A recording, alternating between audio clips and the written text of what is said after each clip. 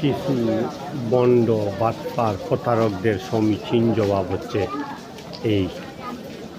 ভালো করে পড়ে একটু দেখুন। তারা যে মনে করে যে মাজার কর্তৃপক্ষ নাকি এই গাঁজাখুরের পক্ষে।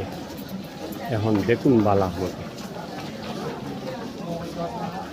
গাঁজাখুরের পক্ষে কখনো অলিয়া উলিয়া থাকতে পারে না এবং মাজার কর্তৃপক্ষ থাকতে পারে না কোনো সময়ও না।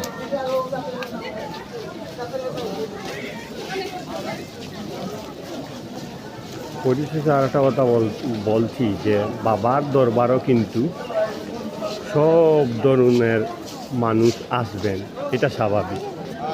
খালি এমন নাই যে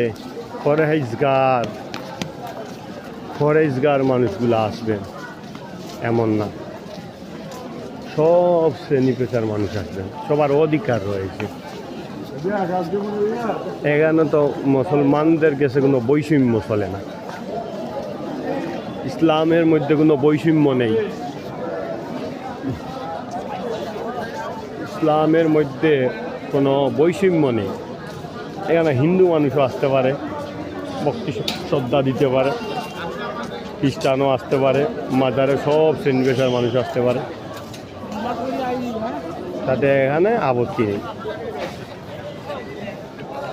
কিন্তু দুই একজনের উশৃঙ্খল এবং অপকর্মর কারণে গাঁজা সেবনের কারণে যে পুরা মাজার কর্তৃপক্ষের দায়ী করা, এটা বন্ডামি ছাড়া আর কিছু। আখিরু দাওয়ানা আলহামদুলিল্লাহি রাব্বিল আলামিন।